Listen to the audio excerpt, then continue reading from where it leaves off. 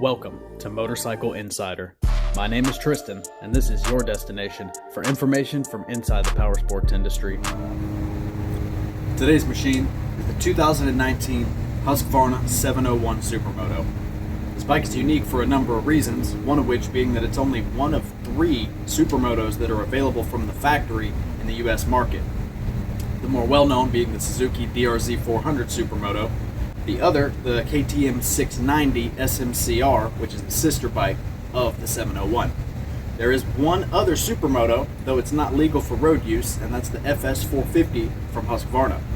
It's a track-only bike and is not designated for use on public roads. Every motorcycle has things that it does very well and has things that it doesn't do so well, and this bike is no exception. This is my personal motorcycle, so there are a couple of aftermarket parts that have been installed. I'll go over all those things with you in another video. If you don't know what a Supermoto is or why they exist, I'll have a separate video entailing all of the things that make Supermotos so great and why you would even put street tires on a dirt bike.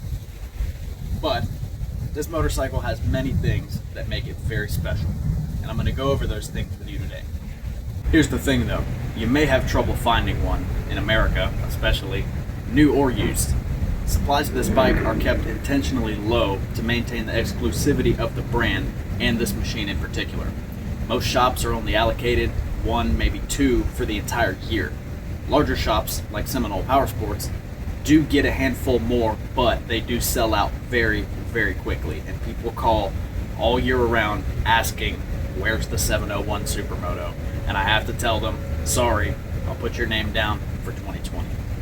This is actually my personal motorcycle, so there are a couple of aftermarket modifications like the seat, the exhaust, a little bit of a tail tidy, the mirrors, and some minor engine tuning.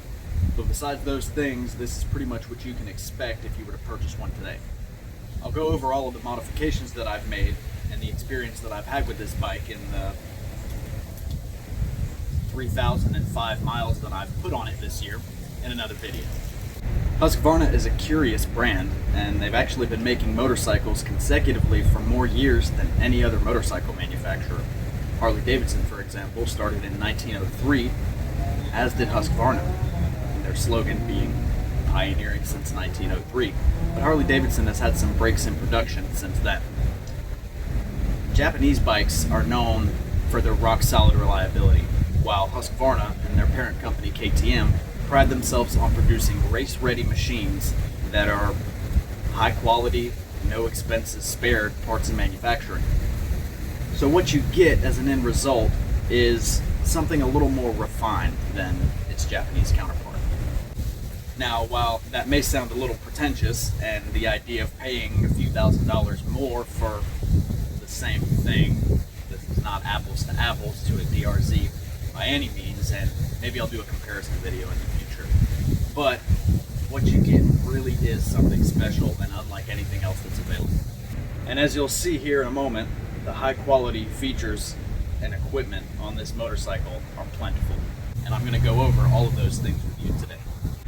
Starting with the elephant in the room is the 693 cubic centimeter single overhead cam 4-valve engine that produces 74 horsepower and 53 foot-pounds of torque with a factory tune. It's the most powerful production single cylinder ever made.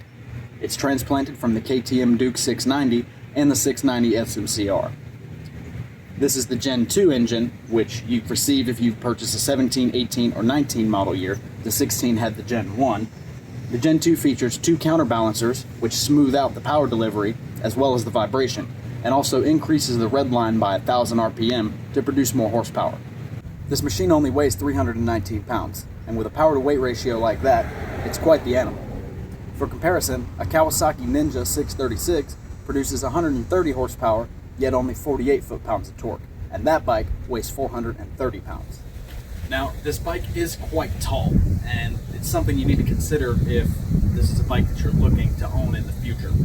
Some of our vertically challenged riders might have a bit of a hard time riding it, though it's not impossible. I do know a guy that's shorter than me, and he rides the Enduro version, which actually is a little bit taller due to the size of the wheels, and he just jumps on and starts going, and he leans over and puts his foot down at the red light. So it is possible, but not ideal.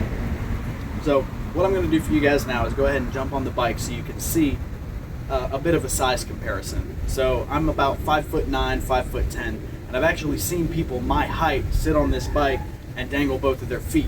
My legs are a little bit longer than most people my height, so I actually don't have trouble riding it. But here you go. Best thing to do is actually step on the left foot peg and then throw your leg over instead of trying to stretch out and rip your pants. So as you can see, I am just toes down on this bike, which is proper motocross bike fitment. You're usually just going to be on your toes if you're on a bike that's your size. If you can flat foot the bike, you need to go up.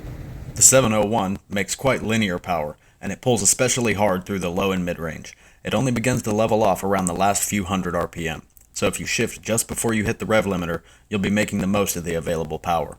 This, though, does take some skill and practice, as a tachometer is not equipped on this bike. To keep weight low, this and some other motorcycle accoutrements that are common are left out in the name of bare-knuckle performance, and I'm fine with that. The high-strength, self-supporting polyamide subframe houses a rear-mounted fuel tank that's located opposite the exhaust for the most optimal weight distribution. It also holds 3.4 gallons of fuel. The hydraulic brakes are from Brembo. A 4-piston fixed caliper bites down on a 320mm drilled rotor up front, and a single-piston floating caliper out back clamps down on a 240mm drilled rotor. A toggleable ABS system from Bosch ensures that the powerful Brembo brakes won't overwhelm the available traction and keep the bike rubber side down. It's not overly intrusive, and it works very well to prevent the wheels from locking under sudden or heavy braking. The clutch is also hydraulically actuated. Courtesy of Magura, this APTC slipper clutch has an extremely light pull as well as a small and very positive biting point. The ride-by-wire throttle means that there is no mechanical connection between the grip and the throttle body. It's all handled electronically by the EMS, and to my surprise is very precise and smooth. It compares engine parameters to throttle input and opens or closes the 50mm throttle body the precise amount for perfect power delivery and response. CNC triple clamps with precisely engineered flex grab onto a 48mm WP separate function fork, which allows for quick and easy 32-way adjustment for compression and rebound dampening. In the rear, a WP monoshock which features adjustable preload and rebound dampening, as well as high and low speed compression dampening adjustments. The unique trellis frame is constructed from chromoly and weighs an impressively light 18 pounds. The weight saving doesn't stop there. This single-piece aluminum swing arm is created through gravity die-cast molding, which makes it very strong and also light, by eliminating the need to use welds on multiple pieces of metal. The swing arm only weighs 8 pounds. The 17-inch black anodized tubeless spoked wheels from Acront are wrapped up in Continental Conti Attack Supermoto tires, which have a progressive dual compound construction, which means longer life and increased cornering grip. Considering these are normally give-and-take attributes, these tires let you have your grip and use it too. Another feature, the unique coloration, which stems from the colors of the Swedish flag, is a bright yellow cross amid a navy blue background and is translated stylishly into the color scheme of all Husqvarna motorcycles. While some may find it tacky or not understand it, it exudes the heritage of its founding country all the same. Other standard equipment on this motorcycle include handguards, optional passenger pegs, an LED taillight, adjustable levers, an adjustable foot brake, an adjustable shifter, and optional rim decals. The final feature is an owner's manual pouch that includes all of the extras that accompany your motorcycle.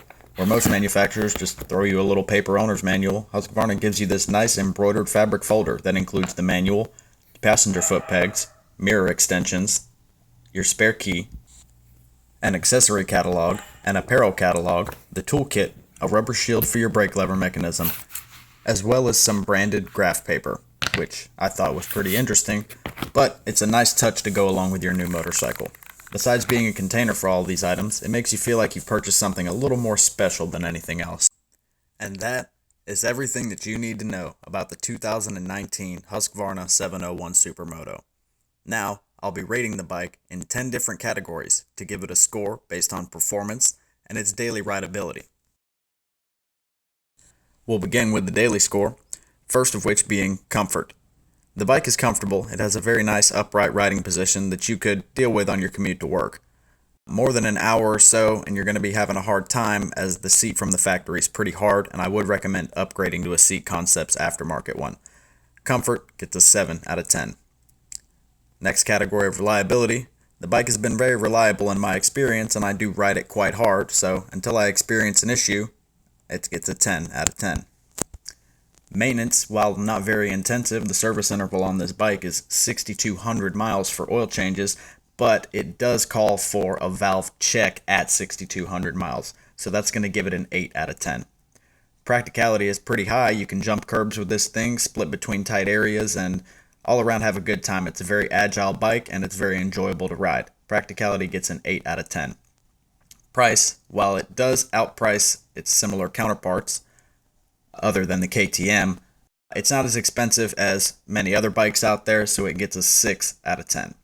For the daily score, we come to 39, which is not bad for a bike that is really geared towards track and performance-oriented riding. That brings us to the performance category. For power, this bike is not the fastest in the world, but it does have a very good power-to-weight ratio, and it feels very quick, so it gets an 8 out of 10. Braking from those Brembos is extremely strong, and you could definitely throw yourself off of the bike or lock the tires if you're not using the ABS system, so it gets a 10 out of 10. The WP suspension is fantastic and allows basically infinite adjustability in every different way that you could possibly need it, so it gets a 10 out of 10. Technology is going to score kind of low on this bike, as it is missing a lot of things that you would see on most bikes in this price point and of this caliber in this day and age. The performance technology of the bike is good as far as the EMS and the Bosch ABS and things like that, but you don't even have a tachometer. You don't have a screen. It's just an LCD, which on this type of bike is fine, but for that it receives a 5 out of 10. Style, questionable for some. I think it's beautiful, and I'm trying to keep my bias down in this category, but it is a head turner, and I do get approval from most people, so it's going to get an 8 out of 10. That's a score of 41 in the performance category, which is very high, giving this bike an overall score of 80 out of 100. I appreciate you tuning in. Also, a big thank you to Seminole Power Sports. It's my place of employment, as well as where I purchased this motorcycle. If you'd like more information on a bike, or you're ready to get started on your next adventure, call us or come on in today. Located in Sanford, Florida, we're the #1 in fast fun. Don't forget to subscribe so you don't miss any of my future videos. There will be more to come soon. Follow me on Instagram. I'll leave it below with some other helpful links. Thanks again for watching, and as always, ride safe out there.